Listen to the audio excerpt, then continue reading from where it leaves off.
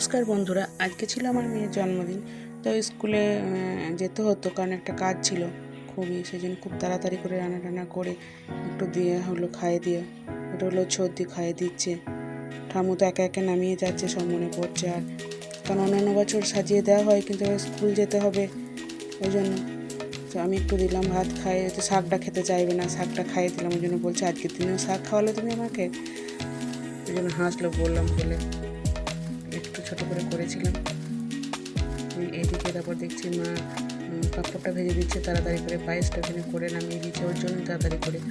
পাঁপড়টা ভাজা হচ্ছে আবার নামিয়ে দেওয়া হওয়ার জন্য।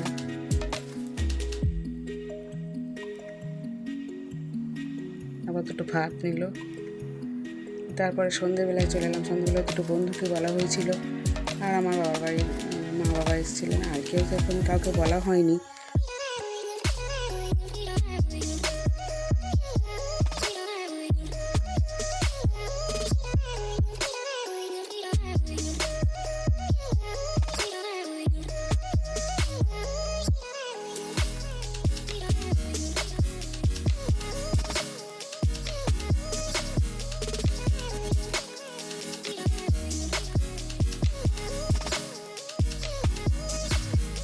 কেক খাওয়ানোর সময় ওটোর কাকাই মানে আমার দেওর একটু ওকে নিয়ে মজা করছে, দেখুন কি বলছে।